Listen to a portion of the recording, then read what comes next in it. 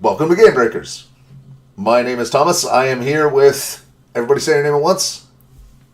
Simon. Oh, I guess we're actually synced up a little today. That's also my is our call synced. I'm here with Alice and David and Diamond playing Dungeons and Dragons 5th edition. Our game is A Bard's Tale, and we have been playing a while. I've lost track of what episode this is. I'm behind on the editing.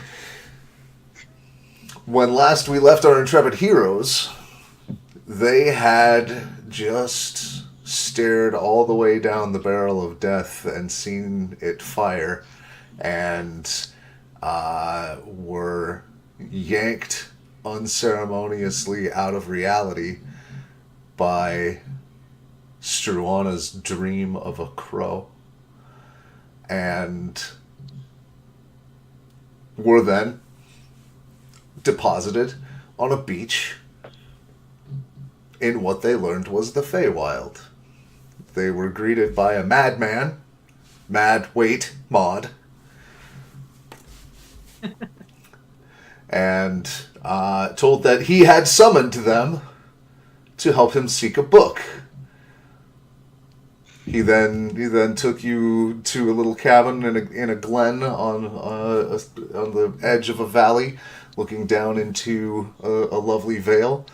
You found the right spoon, played a game with some fairies, and were able to get some extra healing. Maud indicated somewhere in the valley below that would be a nice place to set up a fortress for yourselves, and he said he would meet you for dinner and shooed you out of the house. So, the camera hovers above the characters in a panorama shot. We see a lovely, picturesque, idyllic vale spread out beneath the hill that you're headed down into. It's a series of meadows dotted along with forests that are in the prime of summer growth. As you kind of break the canopy in the trail heading down, you see what more or less behind you up the hills and deeper into the forest, wound up in silvery limbs, very, very far away, is some sort of palace hanging in the sky, suspended by these limbs, catching the sunlight and refracting beams down along, like glittering along the ground. You see them hit places far away in the vale. There are mostly small farm villages, like you see little thatched houses and places dotted along the valleys. Some farmlands, some pastures. You see, it's right out of a storybook. You get to where it's indicated. Stan, you pull out your fortress, right? Yep. Want to describe how that goes? He pulls out of his pocket this little 1-inch cube, sets it down in a clearing, has everyone stand back, pushes the button, and it summons, or it's this instant fortress that starts in the middle and expands into a 20 by 20 foot by 30 feet tall fortress made out of adamantine. So gleaming in the sunshine before you, the last piece that comes out is from the door, a metal welcome mat, and you are. Wow, I've only read about those being done. I have never seen that done before. It's amazing what you can find at the market. I am thinking I should get me one at some point. When we should talk. There's not much inside. It's like we'll have to take our bedrolls out and whatnot for resting. But there's safe. plenty of space, but there is no furniture. As you go inside, it is very Spartan.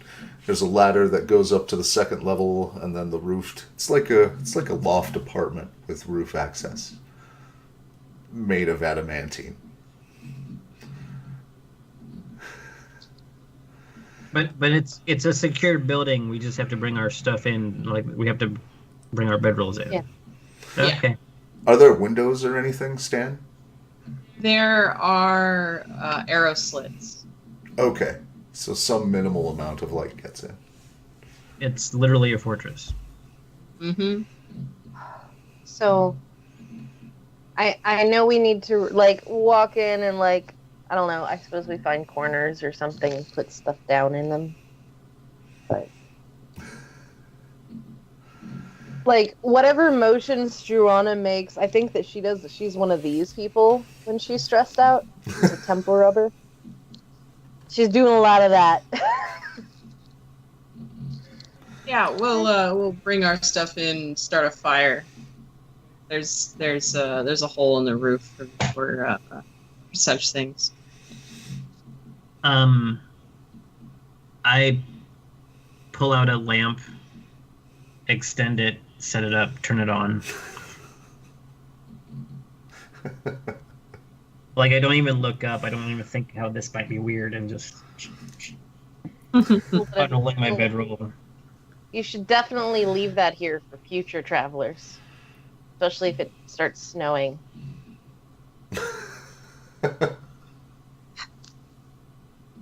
I don't get that reference.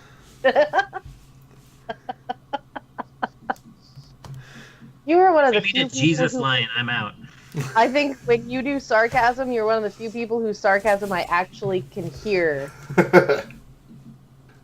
You guys begin a long rest. It doesn't have to be sleep. It can be hanging out, staring at the ceiling, trying to calm your brain. It's been about an hour since you popped across reality and were immediately shepherded along by a madman. Realizing that we're now on an adventure, Struana's doing sort of an inventory of what she's got, which is going to be somewhat less adventure gear than everyone else. So, It was no bedroll here. It was whatever you had when you it basically got grabbed at the shop. Yeah. Like, she's got a basic bag thing she would take with her, but it wouldn't include a bedroll. Trying to figure out what it would. Water, weapons, instruments, because also crazy bullshit has happened in the city before. You bring the stuff that you can attack something else with, you know? Fair play. None of the, like, weird collective stuff that she's got. Probably some in the way of potion of healing, because I don't think you get to be at this level without just carrying one or two with you. It's just in your bag. Yeah. It's like the mirror that lives in my bag. You just have it. Right. You know you're gonna need it. Yeah. I imagine everyone else is making a similar sort of accounting of, like, I did not expect to be camping in Magic Land today. Just sort of checking what's on you. I'm certain that that ClickClack has it all prepped and packed neatly in the seat on the crab. That he's the most prepared of any of us. I'm That is always of a lot of people.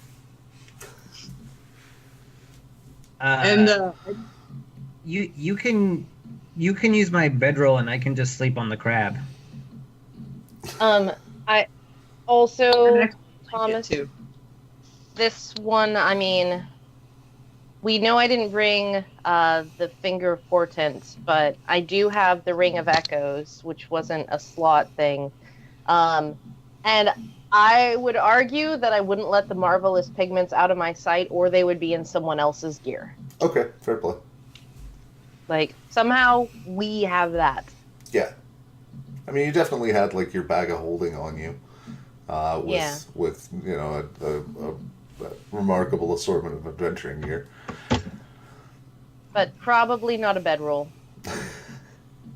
You don't want to have to fight around into a thing to get that. So you guys start to see lights flickering around the windows. Okay. Should we close the doors? Is that just a wind, you think? I doubt it's just the wind. We are in the Feywild. It's I don't know, a little fairy coming down to say hi. And stab your eyeballs. This fortress is also immune to things like the knock spell and some other stuff that tricks get to getting into locked places. We were going to have dinner with the crazy guy in the hill, Maud. Oh, that's true. But I also, so before we go anywhere or do anything, I think we really need to talk. Yeah, where are you in the sewer? Where were you? Can I briefly? Yeah, we got sucked into the Feywild. I'm not really sure what's happened where we were. Where were you? Where are you?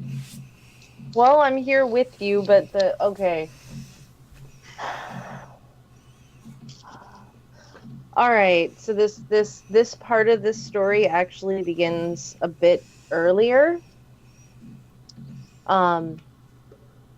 The very foreshortened version, so that we can get to what's happening to us right now, is that I made a pact with a fairy lord or archfey which lets me do some cool stuff for us, but essentially promised I would open a door that had found earlier when we were coming back from the desert. The whole thing with the eye, and the mirror, the archfey and I actually had a conversation where I agreed to do this, and the situation that we experienced essentially gave it a way in to get what it wants with more alacrity right now. So that's one part of what's happening, and why we're here is because I wasn't okay with you guys dying, and also if you die, that's a shitty story. And I'd be real sad, but I don't like having feelings about this right now. But Yeah. the other part of that was I just started, like, I felt myself go, and then I kicked something and it smelled like blood, and I knew that I was in Hezrig's shop. So I tried to make sure to tell you guys that. And then I was there, and then I was out, and then I had this whole, like, Thomas, I have a good idea of what this is, what I have an idea of what actually happened. Can I just go with it, or Go with do I it. need? All right. So I'm pretty sure that I was knocked out, and then they got it, like, essentially like a major illusion spell around me, and made it seem like I died and then been brought back from the dead, and had, like, you were there and you were there, and oh goodness. It's hard even for your character to remember, like, exactly what you said and who you saw. But not Trap Springer, the other one whose name I can't remember. Harridan. Thank you. I can see his face in my head as you've described it. So, like, Harridan was sort of, like, leading this, like, procession of people and asking me who they were, and then I was talking to Crow, and then we were here. I am pretty. I don't know. I mean, you guys have your like. I'm pretty sure that I don't know who kidnapped me or what happened there, but if they still exist, they have more information about who is important, at least to me. And I also have no idea why I'm not dead. And I'm really glad you guys aren't dead. And we're in the Feywild, so there's that. And you did see in that little third person point of view the scene of them in combat and who they were fighting, the Minotaur Right. and the Arachostra and you. Yes. So right. So I'm guessing it's the same group but I mean I don't actually remember how many of them there are right now. Yeah. Or people working for What them. happened when you opened that door Winter. for your pack? Winter, but it seems like the Feywild has sort of a balance where it goes back and forth between different seasons. So it's really just opening for the next season. It's someone else's turn to sit on the throne now. You can make an Arcana check to back up that theory.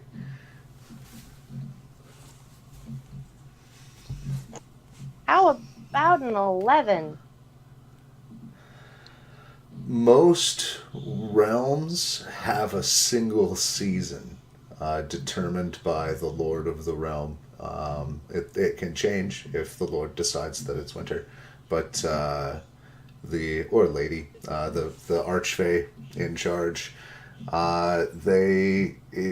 but like where you're at is in sight of the Summer Queen's court. That's clearly what that thing, that beacon thing is.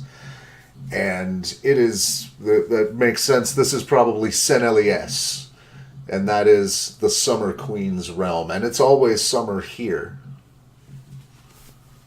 So it's worth stating that Struana, I had a sense of that before I said that, and Struana still said the thing that she said. Okay. Because I think that's part of the story that she's telling herself. Okay.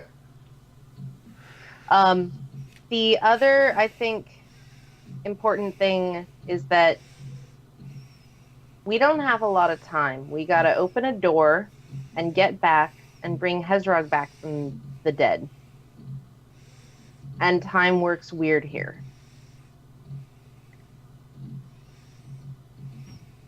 Because we also, there's someone else that came down with us into the sewers, and they're not here. I don't know where they are. I don't recall specifically, Thomas. Did I see Anna? You saw her in the little globe. You saw her go down. I saw someone. I saw a Minotaur you all were fighting with Fall, and I just don't know if there's anything we can do about that right now, except to go back and try and help, because clearly she was working with you guys. And I mean, yeah, she was apparently trying to save my ass, so I'm indebted. Right. Well, I hope there's time for that, but now we have to finish this adventure.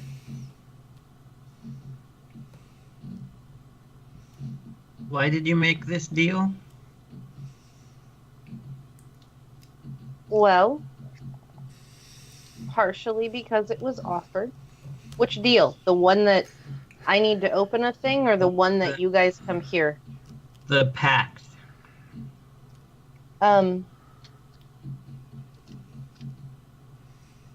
More things. God, I've been spending so much time in the library reading about all of this stuff that people can do with other kinds of magic, and a lot of it didn't really ever make sense. Like, I don't want to spend 40 hours studying to learn to do one little fire spell when I can just play it. But this works with it, and it's a relatively good deal. Do the thing, be done with the thing, get all this other great shit I can do. It made us stronger in the desert to do this. Is it good or evil? The crow. Have you checked? I don't actually have that ability to check. Not everybody just I mean- does that, Stan. Like, traditionally speaking, crows get associated with evil, but they also get associated with like neutral. So I don't know. But Unvilla, do you remember him from the Jin feast in the fight? Was a servant of the same Fae. It's part of why he followed us here, or followed us that far. And I still feel really bad about him being disappeared, because I would like to find him again and at least make things better for him. Struana, Anyway. ClickClack is giving you a look that if you didn't know him better, it would read as anger, but he's clearly just worried for you.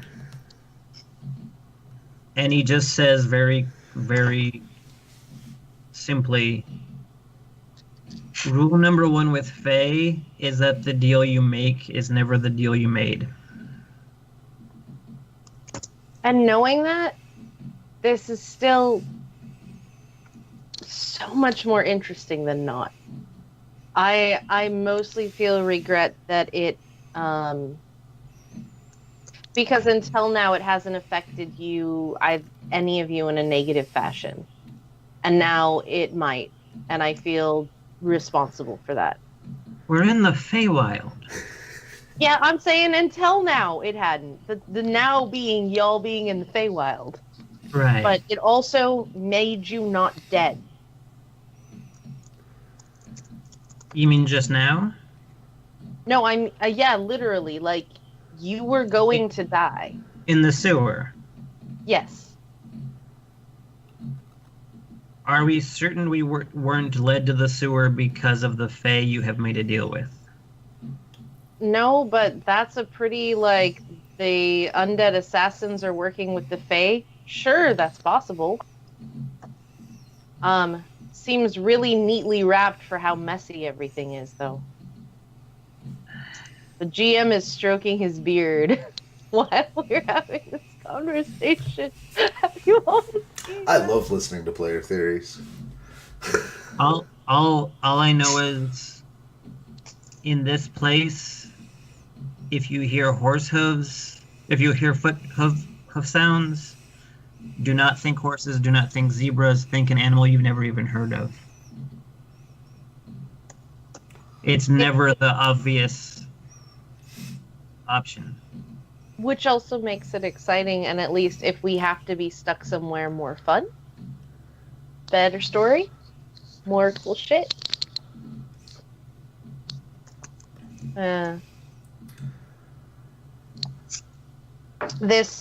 This agreement I made was never supposed to put any of you in danger, and I feel both complicit in you being here and that there are obviously going to be dangers here because we're here and it's the Feywild.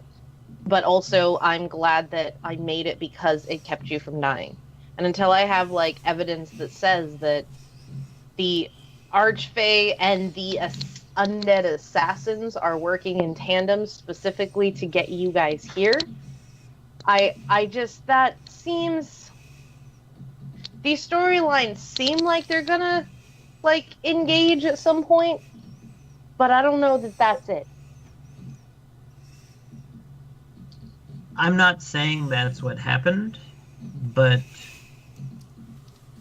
it's almost possible to draw any reasonable conclusion about anything here.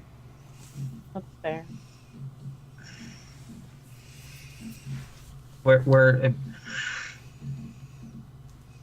I'm a tracker. I've been all over the land. I've been through part of the sea. I'm a ranger by occupation, and I don't know if I'll be able to help here because things don't add up here. This is not like any place we've been. Well, but the desert wasn't like any place we'd been. And we've done a lot of things. Well, we've done things before that are not like things we've done before. Why can't we be successful at this one also? I just... Roll a die. I love your logic. I'm worried you don't understand the situation we're in. I'm not saying let's leave now. I don't think we can.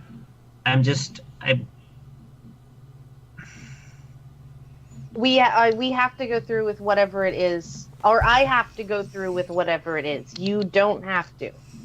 Yes, I'm the one who made the deal, so I have to, but you're here, and it is probably not a good idea to separate.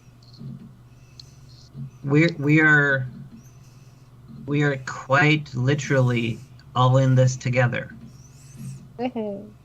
Yep. We're not going to be able to take a side street and leave you to your business. We have to go through this. The more people that have to deal with their insanity, the happier they are here. We're not getting off the hook because we didn't make a deal. We are accomplices. She just shrinks at your words a little bit, okay.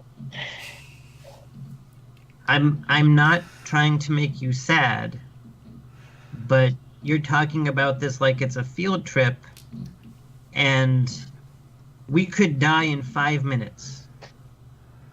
I am just trying to,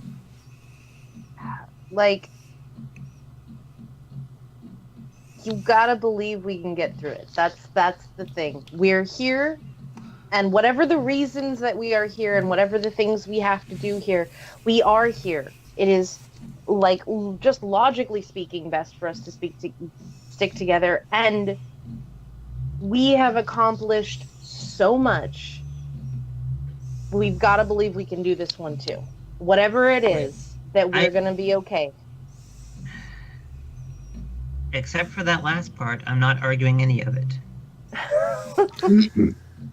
But we're in...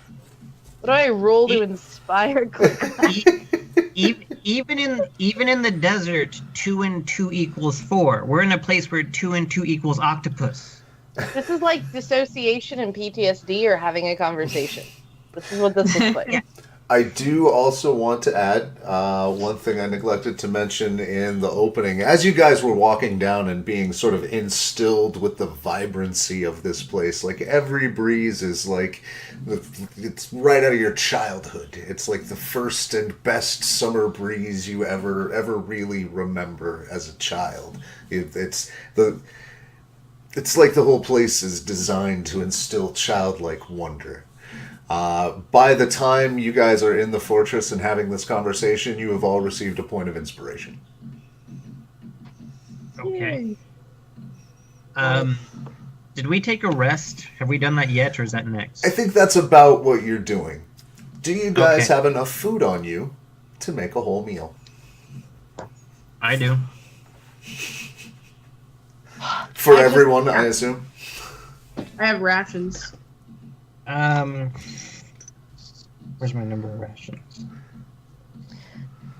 I have 10 rations. Same here. Entirely and 100%, absolutely 100% out of character. Well, we've got a giant crab. I'd eat you first. 100% out of character, only because crab season hasn't started yet, and I miss having free crab.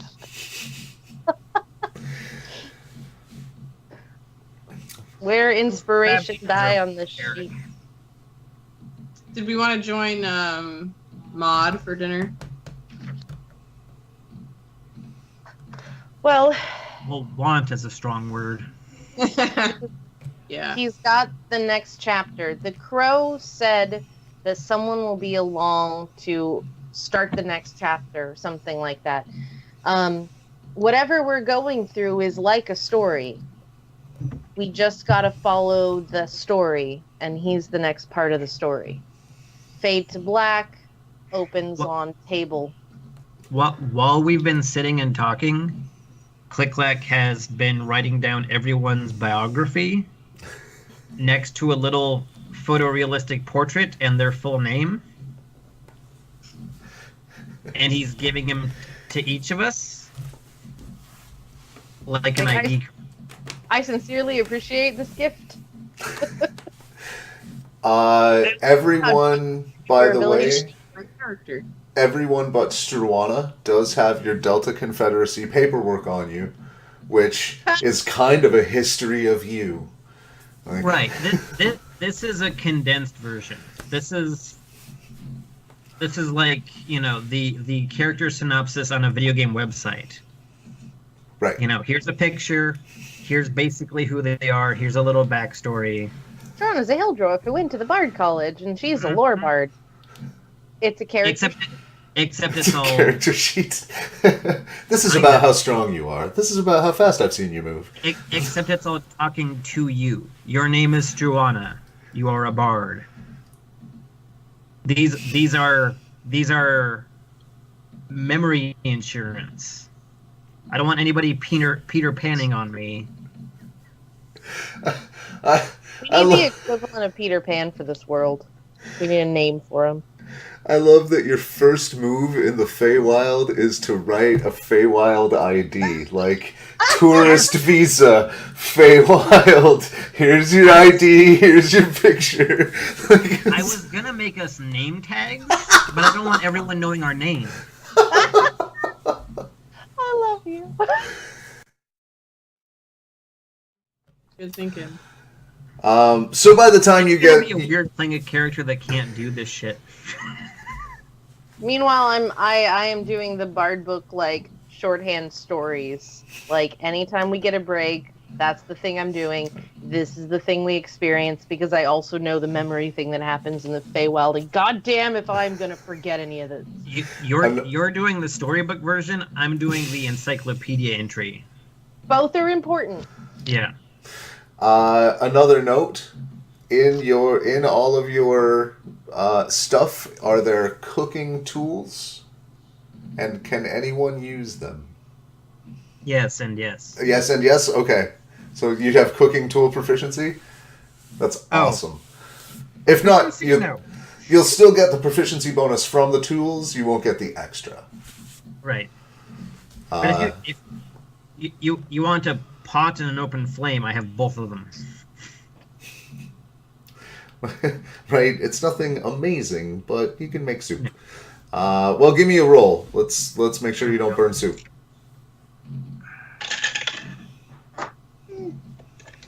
Oh. Do I add proficiency to this? Yes. Okay. Plus your, we'll call it 22. intelligence. Oh, 25. Okay. It's spectacular. I mean, with nearly no seasonings and just the ingredients scrounged from a couple of ration kits and what you had at the bottom of your purse. It's a mathematically perfect soup. Right. Yeah. Nutritionally dense. Savor the accuracy. So, he basically made Soylent. Or Huel. Or Worst case whatever. scenario. Right? It's probably Not like toilet this cream. close to molecular gastronomy. It's like, this doesn't taste like anything you put in it. That's Right. It tastes like food. Capital F. it's an old Gnomish dish. Called Get Back to Work. Right? So, right, it roughly translates to the stuff you have handy when you're unexpectedly stuck in the wilderness. Gnomish is a remarkably precise language. So, you guys are able to make a meal, take some rest. You do see, like, routinely little winged figures, like, poking little heads over, like, into the windowsill and kind of floating in front of the slits. They don't come in. A couple of them kind of like get really, really close and try to see as much of it as they can, but none of them enter. I'm gonna send them out bubbles. They giggle and pop them. When you Like, do, you just- see that there's at least 4 or 5 any given time you do it that just like go and swarm the bubbles, and one of them gets stuck in it and. This takes no energy, and we have continued entertaining the fairies, and there's just this low-key, like, maybe they won't kill us. Right? Oh. Cantrip. Yeah. Yeah. Okay. Take a nap, another one. Right. We're on good terms, right? I mean, this is how I deal with real humans in real life, is blow bubbles at them, and if they play with them, like, oh, alright, we're good. It's good. We're good. We can hang. I'm not even exaggerating. Anything else anybody's doing kind of like as rest is going on? Any other things that you do to make it more restful? I've been letting Lovelace sleep this entire time. Happily. Yeah. Although Repack. she's like you kind of feel her excited. She's a little thrilled to be here. Yeah. I imagine it looks like it kind of looks like the forest version of the crab lair from Moana. Yeah. Right? But she's got an intelligence of like 6, so what the fuck does she know? Right. Like, she's probably picked up on my reservation, but she's also used to that. Right. Oh, you know what? I didn't write down what Ring of Echoes does. I'm gonna have to find that. I will be finding that while we're doing the thing. Okay. So, you are roused. Basically, all of you are kind of roused from your reverie and sleep. I assume nobody takes watches. This is a secure place, right?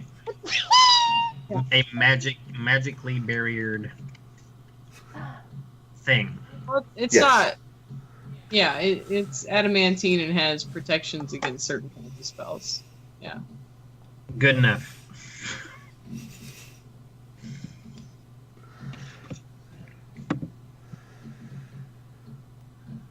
You do.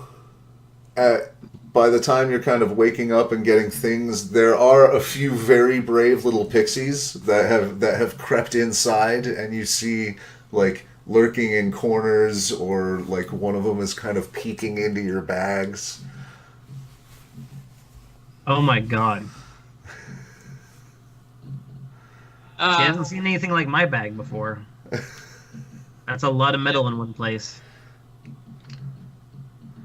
I didn't think about how small they get. They probably just flew in through the window slits. They're like crickets. They just Yeah. flatten. Yep, they are very, very small. They have a couple of them have crept inside and sort of are checking the place out, but are, they're actively messing with you. But by the time you're kind of rousing awake, you realize you've got a small infestation. It's also about that moment when you realize, like, rats, we got pixies. Somebody call the exterminator. That you start to realize what woke you up, and it wasn't anything the pixies did. There has been a low vibration like in the tower and in the ground around you, and it's starting to pick up. You begin to hear just this thunderous noise. Stan, it's been a long time since you heard a military cavalry charge, but that is the closest thing you can think of to this noise. Otherwise, it just sounds like the beginnings of an earthquake, but that doesn't make any sense in the Feywild. Are we being sieged upon? I'd like to look out one of the window slits. You see several streams across the valley and across the meadows, coming from the river way across the valley, just like way down the way. Just streams of what look like mounted riders. Give me a perception check. Yeah.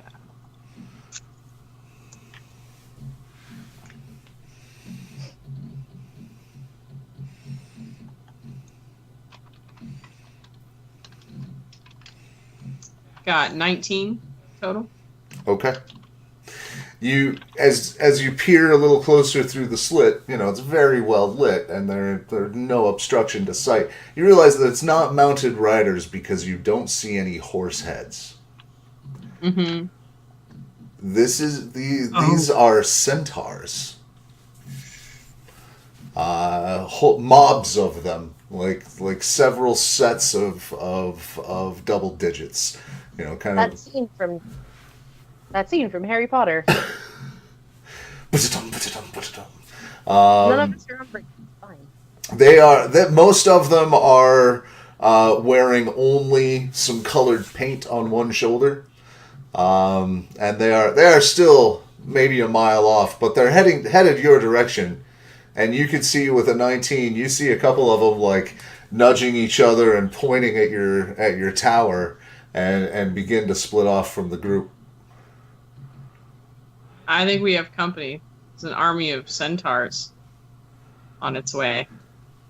Told you not to think horses. You did indeed. Do you guys make any preparations? Knowledge. What would knowledge check be for centaurs? I I'd don't give know. you a nature.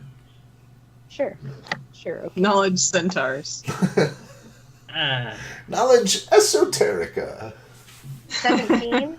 Animal husbandry. 17, you say? 17 on nature. Yeah. 17 knowledge nature. Centaurs, I mean, you know what they are. You don't know necessarily the biology of how all their lungs are situated, because that was one thing I was thinking of earlier. But they're tribal, nomadic. I mean, their social structure is very much horse-like, as opposed to human or other humanoid-like. Tend to be friendly if you earn their respect. They're very competitive. Yeah, that's most of it. Often known as defenders of nature, wherever it is they roam. Okay. I'm also gonna just go ahead and cast comprehend languages now. Okay.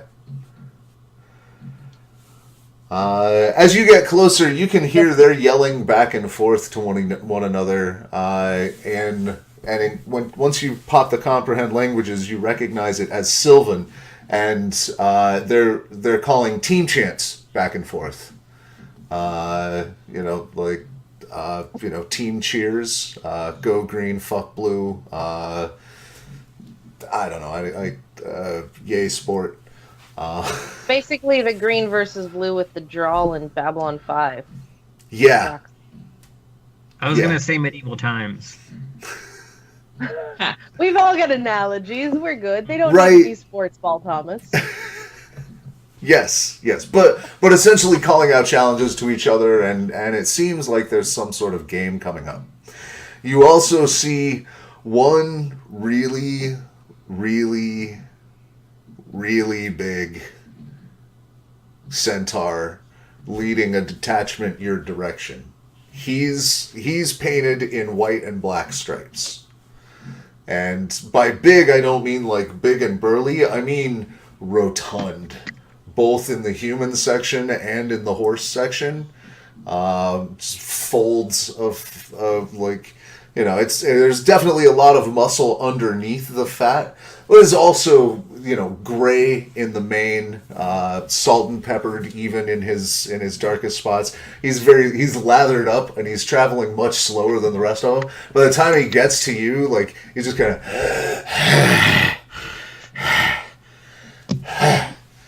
goes up and knocks on the door.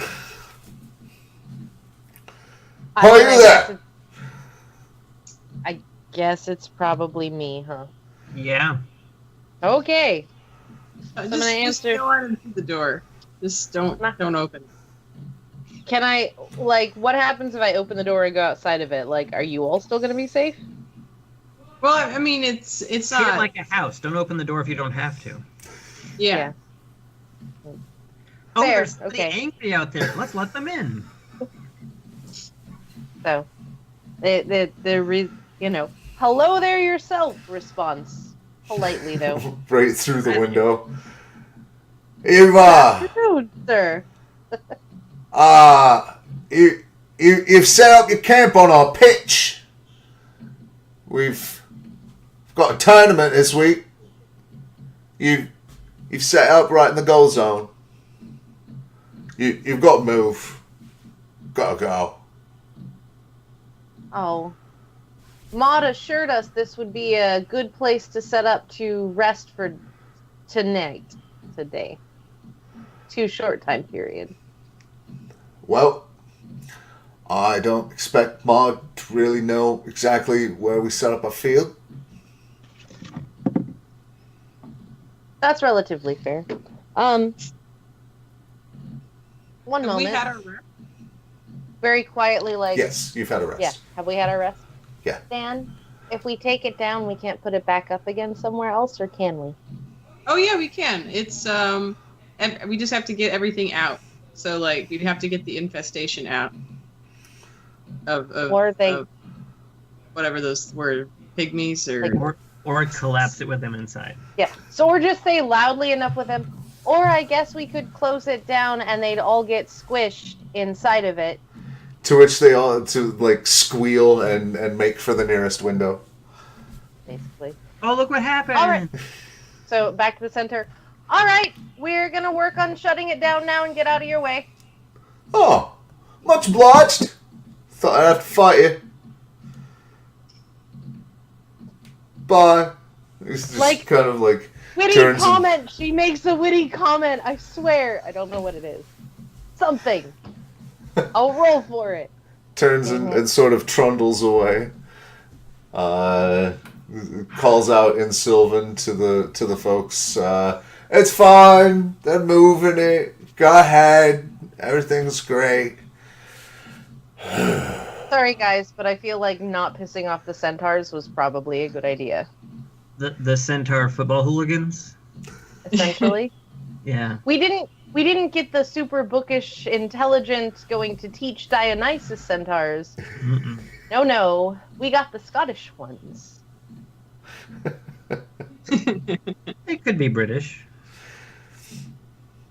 once we have all of our stuff out of the fortress and all of the things out, or all the people, I can shut it down and it'll go back into its 1-inch cube. Which is fascinating to watch, frankly. Mm-hmm. So I'm by pretty sure now, the Jetsons car. Pretty much. Yeah. by the way, like the adamantine structure is kind of rigging with the amount of pounding on the ground. Outside the windows, there are teams kind of setting up and running practice plays and things. Think rugby with hooked poles.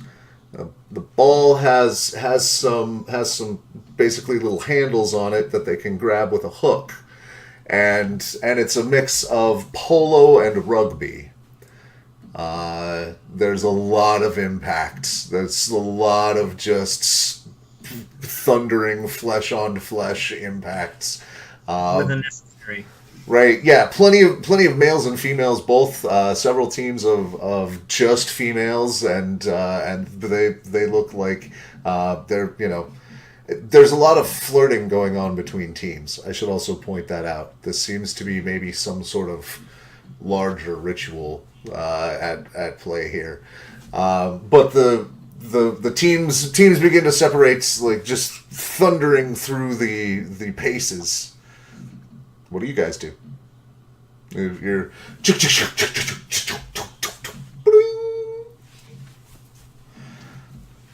I think we should go have dinner with Maud, as fascinating as this is.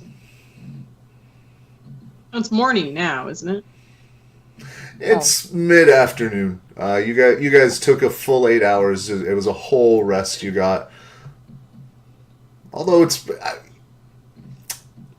sun didn't really move, though. Yeah. He might just be having dinner all the time, like the Mad Hatter and tea. We should go find him then. Yeah.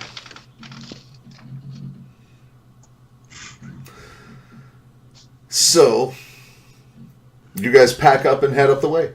The Centaur games commence. You see, it's a full tournament. It's going on the entire sort of half hour that you're hiking back up the hill. You find the little brook tributary that you drank from. Follow it up into the forest. By the time you're into the canopy and the dappling of the leaves, it starts Before we get there. Oh? Just before we get there, on the way up, I'm going to try and, sketch a little bit of this centaur goodness going on and try to encourage ClickClack to, hey, can you write down the rules of this game they're playing? I think you can figure them out. I mean, I bet he can figure You them out. give them an extreme amount of credit.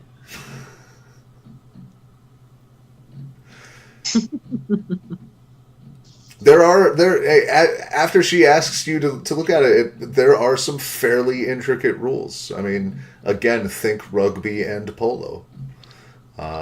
There's definitely flags on plays and times when everybody comes together for a giant centaur scrum, but you're not really sure what triggers a scrum. But because I give so few shits about this, once I identify that similarity, I just write down the rules for rugby, polo, alternating, and then just hand it to her. She'll never know. She won't. I'm just trying to encourage him to, get something useful out of this. Please don't be mad at me. Something about this has to be fun. So Or useful, or valuable, or a good learning experience, or something. It's the only way you can say I'm sorry. I spent all day thinking about how the hell would Struana say she's sorry. This is it. By asking him to write down rules for you. Right? Making it No, fun. for you. So by the time How you're about into doing my apology homework. well, that is kind of spot on for ClickClack. I mean, it's so by the time you're into the dappling of the canopy where the light is getting filtered, it starts to smell like evening. In that kind of, again, that's sort of childlike perfect spring or summer, right as that long twilight of long days in summer, just the last warm hours. You start to see the smoke from the cabin rise up. You hear the giggling from the brook where the fairies are telling it jokes.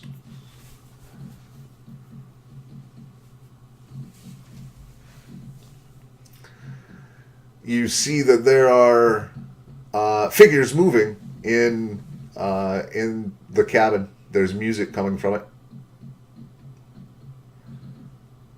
Anything I recognize?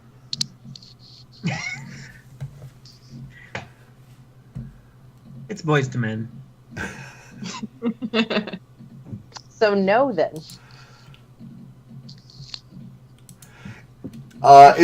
It's an Eladrin tune. It doesn't take much to notice the style.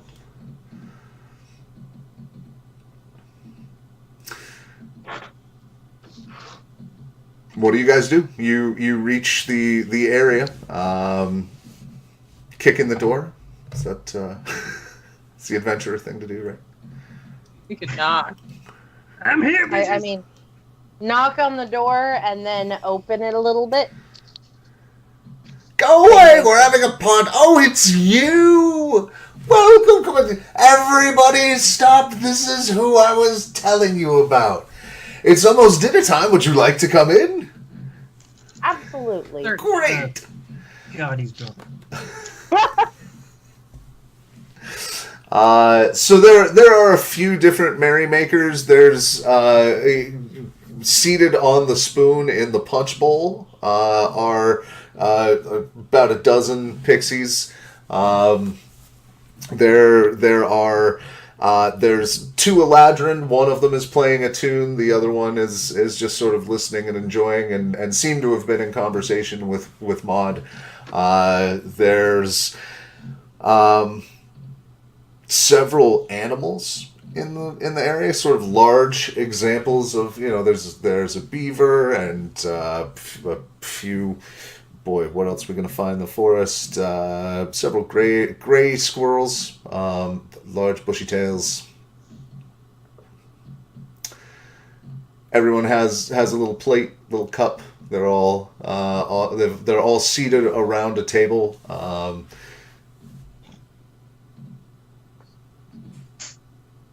Come in. Let me find you chairs. Where is? And he just kind of wanders off. You see that the stacks of papers and baubles and knickknacks haven't been cleaned up. They've just been moved out. So it's kind of formed a second wall inside the wall. He begins wandering amongst them looking for more chairs somewhere in the stack. I just want to point out, as Humboldt people, we've all been to literally this party. Yep. I'm just like, okay, so I walk in and start socializing, and definitely don't eat the brownies. Mm-hmm. Hey, Beaver, how are you? Yep. The beaver answers, "Oh, very well. I hear you're here to help with the book." That is absolutely in the intention, although we could use more information about what it is. I assume that'll happen at some point. Well, I wouldn't hold your breath. But we all sort of, give him time to live his adventure. Maud is quite mad. And I'm not sure if there is a book. But we all love him dearly. He's been here forever. Of course he's quite mad. And the beaver goat digs into a crawfish while you're speaking. What does he say about the book that he might forget to say to us? Oh, I've only ever heard him say he must find it. Came here looking for it, I suppose. Probably quite some time ago. It's a nice party, though. He's a good host. He does get the most interesting people to the table. And the Eladrin sort of budges into the conversation. Is like, yeah, like you folks. Where are you from? They are all speaking in Sylvan, by the way. How's everybody doing there? How's everybody's Sylvan? Nope. I still have comprehend languages, so I am fine. Okay. I'm not speaking in it, but I am listening to it. Common and Dorbish is where I'm at, so I got nothing here. The Eladrin addresses you in common, and could possibly translate. But the animals only speak Sylvan. Do they understand more than just Sylvan? They don't actually seem to, and I realize I flubbed that with that last conversation. But but you do have speak with animals, and that works on these folks. He does. Yeah, I do. I am. I'm gonna do that, but at this as I'm casting it, it's also seeing if it's gonna work because they're not animals. It's true, but apparently they still have the beast subtype mechanically. So yeah, this works with the squirrels, the beaver, the few other animals. You realize that as you walked in, you realize there was more wildlife than normal around here, and you think that they might have been part of the party that you just didn't think about. Four-legged creatures, birds on the roof. No. I can read things and I can hear things and understand them, but speaking in it is not a thing I've got yet. Okay, DM, I have a question, but I need you to follow me for a second. Okay. You ever been the introvert at a party? Yeah. You know how you find the person that from 20 feet away seems the most personable? Okay. Like the easiest one for me to still make a scary conversation with? Mm-hmm. Which animal is that? Well, other than the Eladrin, who does speak common and is fairly personable, that would probably be a pack of birds that are kind of on the eaves on the window. I'm gonna need a solitary creature. There is an owl. It's sort of hanging out. It was tough to spot at first, hanging out on one of the perches from the junk on the sides of the rooms, kind of surveying, pitching in, being polite. I meander over there and wait for him to acknowledge my existence. Oh, yes, hello. Hi. Ah. Do you speak for your group? On certain topics. Ah. Your big metal friend is very quiet. Yeah. Neither of us are the chatty ones, really. So, what brings you on this quest that Madweight Maud seems to be so interested in?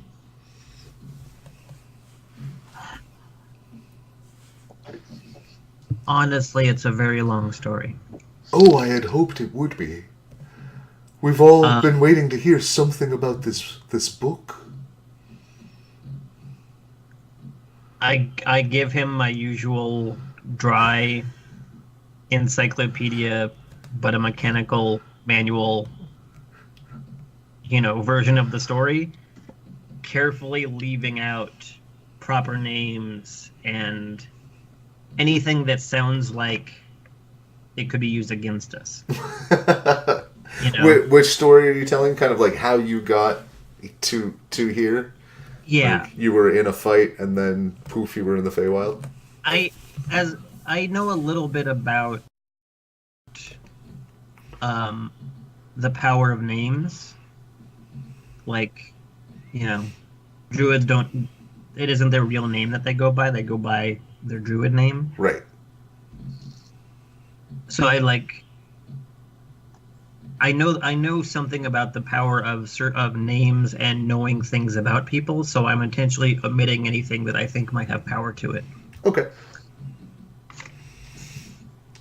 So as ClickClack is hooting the owl version of the dry instructional manual and getting some fascinated hoots back from an owl on the side, what's the rest of the group doing as this story is being imparted? I guess I'm going to talk to the Elaine, the elf. The Eladrin? Eladrin, thank you. So you've probably met a few Eladrin, especially in college, but they're a distant cousin of elves that are much more common to the Feywild than the material plane. This one is dressed in a sort of flashy red and white lace, kind of a little just very form-fitting, lots of very fine fabrics. She has several sets of jewelry, fingers, bracelets, armlets, necklace, just generally dressed up.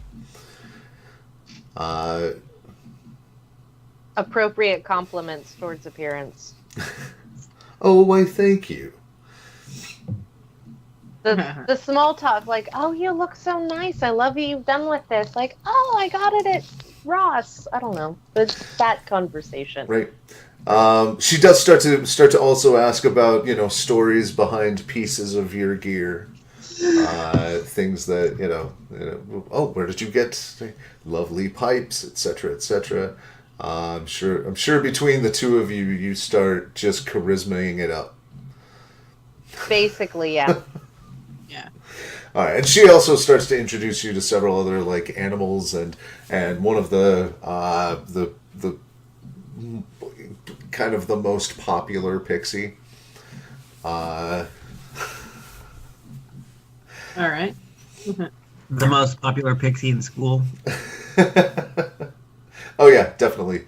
Pixies are definitely mostly just mean high schoolers. Yeah, it's mean girls with wings. There's some boys So in there winks. too, but that's Hmm? So winks. yep, kind of that. Yeah.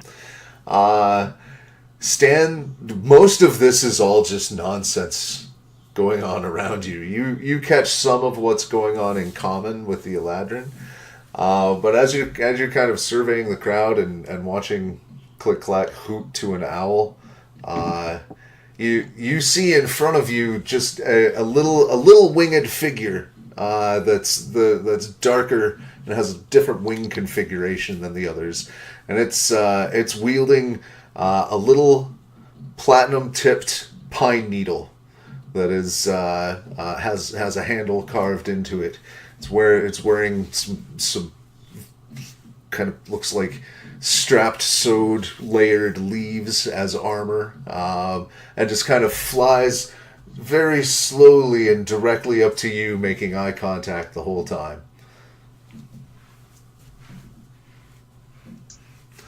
Gets to about right here. Looks like seems like he's taking your measure. I know where this is headed, and I'm so happy about it. Stan is gonna cast Detect Evil and Good. This is definitely a fae. I think it tells you that.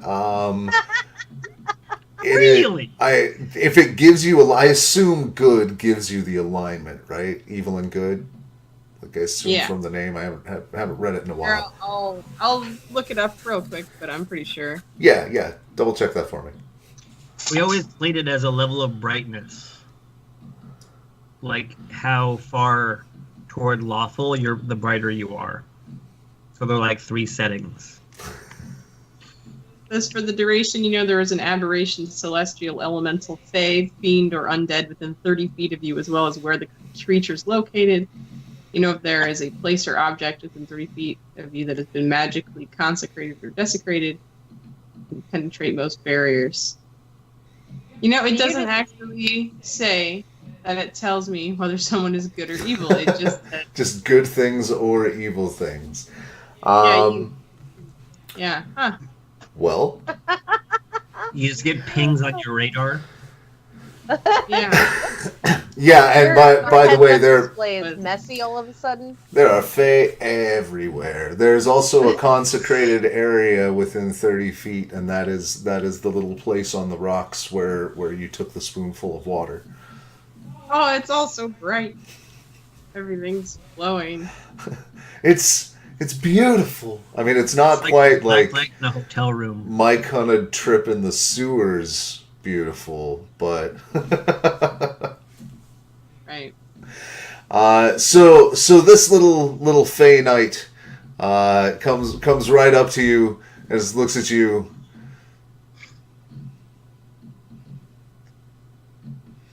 Puts out its hand, a little shaking motion. And you crush him. Right.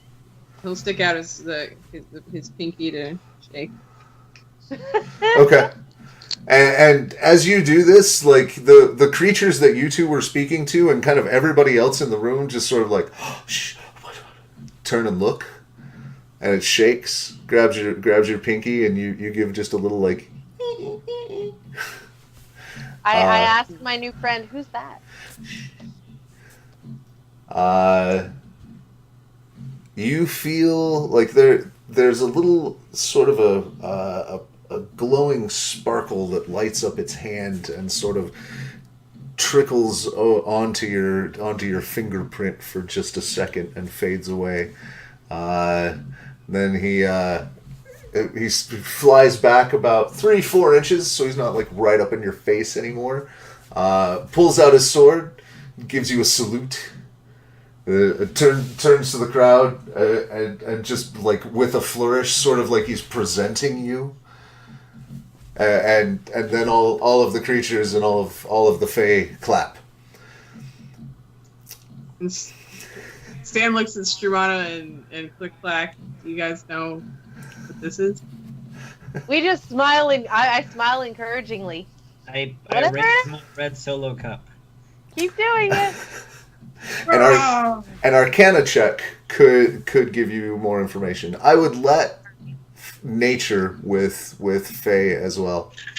I rolled a 20 on Arcana, so that's a 28, but I rolled a nat 20. Nice. Oh, fireman. Got my new die.